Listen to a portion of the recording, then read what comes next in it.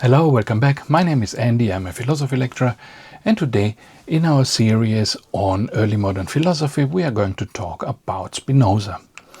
Spinoza was a Dutch-Portuguese philosopher. His family was from Portugal and they were a Jewish family. They moved away from Portugal to the Netherlands, and Spinoza lived from 1632 to 1677. He was inspired by Descartes. He built his own rationalist theory, criticizing Descartes. He was inspired by him, but he did not quite follow Descartes' lead. And in the beginning of his life, the first 20 years, he lived in Amsterdam in a Jewish community. But then he started writing his philosophy, and it soon became clear that his philosophy was not directly compatible with Jewish belief, or for that matter with Christian belief. He had a very strange ideas about God, and so his Jewish community, they try first to politely, ask him to stop publishing things about God, and then to suppress him, and then they try to bribe him, and all this didn't have any effect, so that in the end they had to excommunicate him, and Spinoza had to leave Amsterdam, try to find another place to live, and he found another life in another city, where then he had to work as a lens grinder in order to survive. And this work as a lens grinder obviously was very unhealthy, because you were grinding these glass pieces and all this glass dust, you were breathing it in, and so he got a lung disease and he died from that at the age of 44, probably as a direct consequence of his lens grinding. His books were considered forbidden books, both by the Jews and by the Christians, and it took a long time until he was accepted. Today he is kind of fashionable, and I have another video specifically about Spinoza on this channel. If you want, you can go and have a look at it. Spinoza is mainly known for two books. One is the Theological Political Treatise, and the other is the Ethics. The Ethics is his main work in terms of metaphysics. It is the book that contains his whole theory about God and about nature and about the nature of man and about the nature of the mind. So whatever is important really about Spinoza is in the Ethics. But the Theological Political Treatise is interesting in another way, because it contains Spinoza's social contract theory. And social contract theories started coming up at this time as a reaction to the Middle Ages. Perhaps in the Middle Ages you had a king, and the king was supposed to be put there by God. So you had a king, you had the Pope also, who was the direct representative of God. And these two poles, the king and the Pope, ruled everything. And the power that the kings had was supposed to come from God.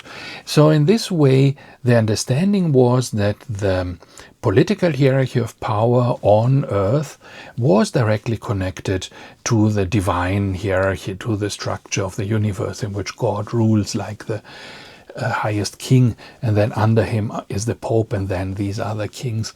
And so the way that a society is organized is necessarily like that, because this is God's plan for the universe. Social contract theories are different in the sense that they assume that the political order is created by human beings in order to serve them. So the idea is that humans come together, and if they don't cooperate, then they are going to live in what is called the state of nature, right? Live in the wild like animals. They won't have education, they won't have leisure, they won't have, any riches, and life will be very hard for them. And so if they want to get a better life, they decide to work together voluntarily. They come together into what is called then the social contract that they make with each other. And this creates an organized society which then can supply them with the things they need. For example, education, schools, streets, organized food distribution systems, and so on, right?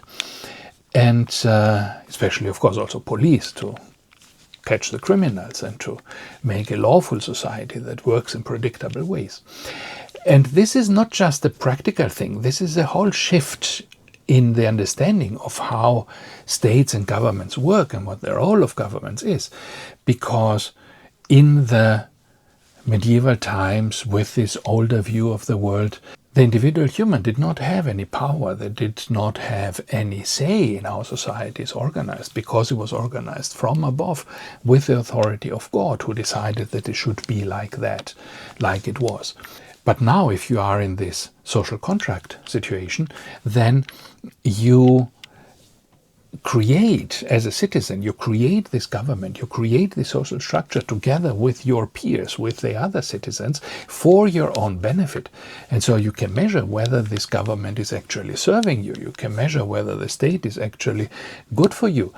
And the state has an obligation to be good for you because it has been created by you. It has been put into existence by you. And his purpose is to serve you, is to make your life better. So this is an enormous shift in the understanding of what the state even is.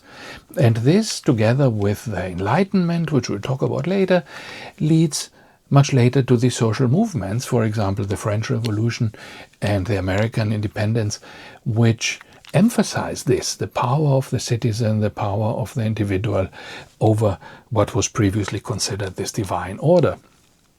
And the duty of the state to serve the citizen, to serve the happiness of the citizens, right? Like the American Constitution says. So this is all very important. There were other thinkers who also talked about the social contract later. Locke had a social contract theory, Hobbes had a social contract theory, Rousseau had a social contract theory. They were different in detail, some were more radical, some were more conservative. And Spinoza's is the first of this series, and we will talk about all of these theories later. We have a chapter where we talk about social contract theories. So we will not do it now. Today we will focus primarily on the metaphysics of Spinoza. The Ethics, Spinoza's main work of metaphysics, consists of 5 books, 5 parts. And just looking at the table of contents gives you already a good understanding of what this book is about. So the first part is called God. And God is obviously the most important thing in Spinoza's theory. It's the thing that comes first, and that is the basis for everything later.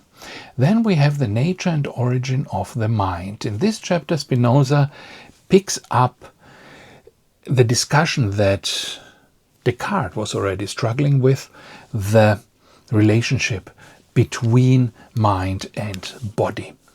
Because, perhaps you remember, if not, you can go back and watch these previous episodes. Descartes had the problem that he thought that the body is a different substance from the mind, and these two things are totally different. And then he got into the trouble to explain how they can interact if they are so different, right? If the mind is not material, how can it move my hand? And Descartes never really was able to explain this, and Spinoza is trying to explain this. So he starts by talking about the nature and the origin of the mind, and from there he wants then to explain how these things work. Then the next chapter is the nature and the origin of the affects, the feelings, the emotions. Where do emotions come from? Why do we have emotions? So you can see immediately it goes into psychology, and this is a totally new thing for the philosophy of the time. Descartes did not have any psychological theories. He was more interested in more abstract metaphysics and theology. Now Spinoza gives the whole discussion a psychological turn. Where do our emotions come from, and what is the role of the emotions? And then the next chapter is called Human Bondage, or the power of the affects, the power of the emotions. And the power of the emotions is human bondage. So just looking at the title gives you already most of the theory. Human bondage means unfreedom, right? To be bound, to not be free. And emotions make us not be free. And the next and last chapter is the power of the intellect, or human freedom. So here Spinoza says, the emotions keep you in bondage, but what frees you is the intellect, is the rationality. So affects lead to bondage, intellect is the basis of freedom, and we have this progression from metaphysics to psychology to a kind of Stoic-like ethics. It reminds you very much of Stoicism. If you know, the Stoics had this idea that we have to control our mind, we have to control our emotions and our reactions to what happens in the world. And by controlling our reactions, we actually get freedom to act, we get satisfaction, we get happiness. And this is what Spinoza also believes. So the rough idea now is the following. There's only one substance in the world. It's not like Descartes says that we have mind and body, because Descartes never managed to explain how this works if these were two substances. So now they are one substance. And Spinoza, with this one trick, already solves all the problems that Descartes had. Because now God, man, body, mind, these things are all the same. They are only one substance. These are only different ways of the substance expressing itself. There is no real difference in substance between God, man, and ideas and things. So this solves Descartes' problem of the interaction of mind and body, right? Because if there is no difference between mind and matter, then the problem of the dualist interaction of mind and matter is solved. The whole of nature, including God, man, matter, mind, follows fixed laws. This is another point of Spinoza's. Everything is determined. There is no freedom. Everything, he says, happens necessarily as it does. And it happens necessarily because God does what he wants, and since the whole of nature is just an expression of God, the nature itself does what it wants, and this means that we, as part of nature, we cannot just do what we want, we can only do what our nature, or nature in general, or God, which all means the same, will do anyway. So then the problem is, how can we be free? Are we not all driven by the laws of nature? And the simple answer is yes, we are. There is really no freedom. And later we will see that the answer is a little more complicated and very interesting the way Spinoza explains it, but this is what it comes at in the end. There is no freedom.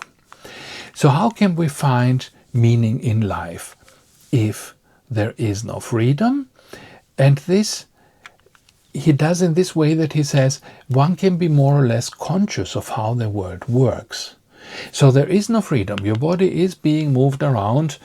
Necessarily you are doing what you have to do, but you can be driven in this way in your life by your passions, or you can be in control of your actions. And we will see in a moment how this works. I'm just trying to give you an overview first before we go into the details. How does now our way of relating to our emotions work in relation to our happiness? And this is very much like the Stoics. He says, by learning how nature works, one can exercise more control over it, which provides pleasure and satisfaction. So if I learn how it works, then I can have the feeling of controlling it. The feeling of controlling it. I cannot actually control it. And this perhaps, is even in the modern discussion of determinism, there is the idea that we are determined, right? The way we act is determined. And if you are a determinist, then you have two choices about human freedom. You can say determinism is not compatible with freedom. So, determinism means we are all in bondage in a way because we cannot decide how to act. Or you can say determinism is compatible with human freedom. There is a way how you can reconcile determinism with human freedom. And this is a compatibilist position.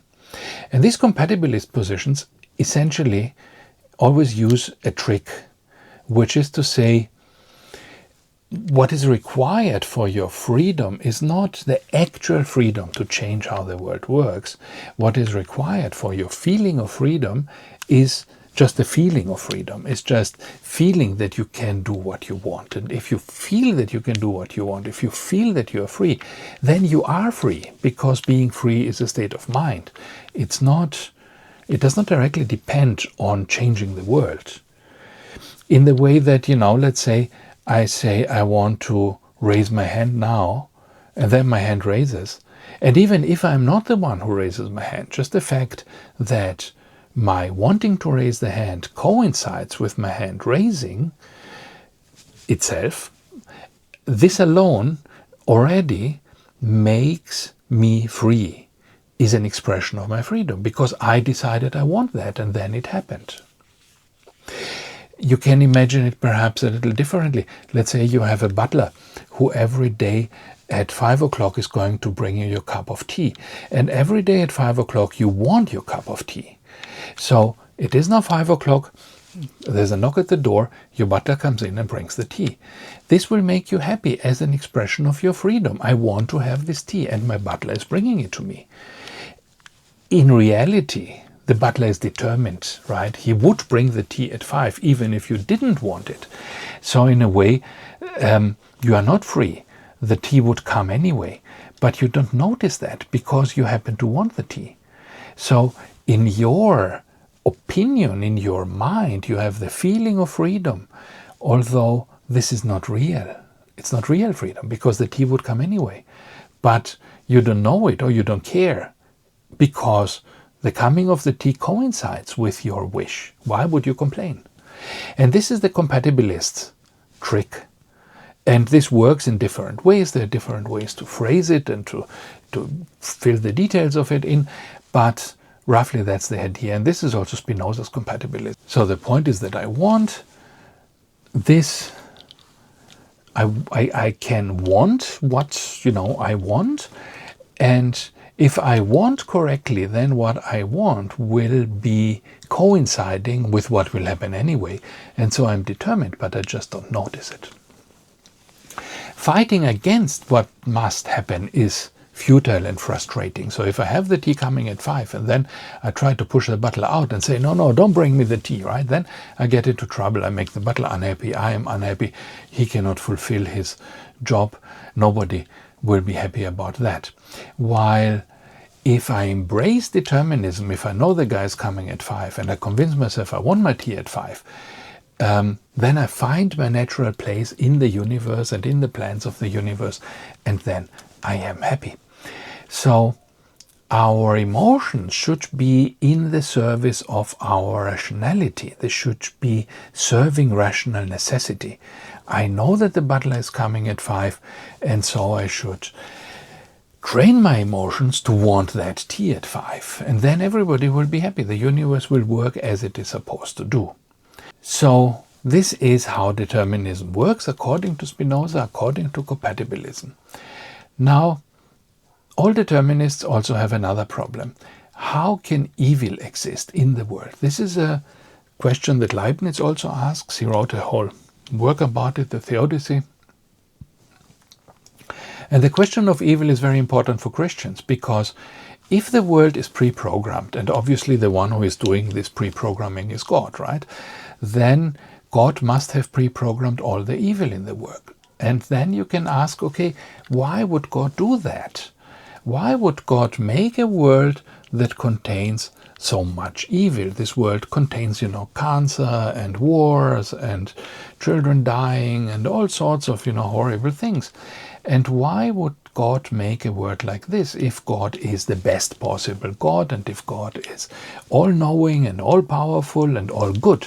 Why would he create a world that is so bad? And all Christian thinkers, philosophers, determinists have to find a solution to this. If you're not determinist, it's easy. We are bad. We are free, we act as we want, and we make things bad. But if you're a determinist, it doesn't work because the world is determined. So how does the evil come in? And Spinoza's solution is there is no evil in the world. Things seem evil because of a lack of comprehension. This idea goes kind of back to Plato. Plato had this idea that when we do something bad, we do it because we don't know what the good is. So it's an ethics that connects, the ethical thing with knowledge. If I have knowledge about the good, then I'm going to do the good. And if I don't do the good, it's a lack of knowledge. So it's similar here, but here, whatever I do is already determined, but things just seem evil because of my lack of knowledge. So, for example, you say a child dies young, let's say, as a horrible thing that can happen. And now you ask, why does this happen? And the point is that Spinoza would say, your mind is too small to understand this. You don't see as God sees. But if you are God, you know that in God's plan it's important that this child dies, because with some connection of events that happen in the future and that depend on the death of this child, if this child had not died, a whole busload of children would have died somewhere else. Or this child would have grown to be Hitler, and then we would have a third world war, right? So there are always these things which we don't know why they happen. And it is very important that things happen so that the whole balance of the world stays, that the world is balanced, that the plan of God works out, because the plan of God is that in total the world is perfect. It's not that in every little bit of it it's perfect, but in total it is. And in order to get there, we have to have some minor inconveniences, right, that from our perspective look like tragedies, but in the plan of God they are just necessities in order to make sure that the world as a whole is good. So there is no point in fearing the future, right, also because everything is already determined, so there is no point to be afraid of the future. This is another point of Spinoza's. So this is the rough plan about Spinoza's theory. Let me briefly remind you, I have a whole video about Spinoza, kind of a short documentary about his life. If you're interested, you can find it on this channel. And also I have a newsletter which is called Daily Philosophy. It's on Substack, dailyphilosophy.substack.com. And you can just Google Daily Philosophy and then you will find it. You can subscribe there if you want for articles about philosophy and lectures like this. And also I have 2 YouTube channels, right? This is the Andreas Matthias channel, in which I have lectures, and I have another called Daily Philosophy, in which I have more documentary style content, so about philosophy again. So if you're interested in philosophy, please go there and subscribe to get more of this content. So thank you for the moment for watching here, and next time we will talk more about the details of Spinoza's system. See you there. Bye-bye.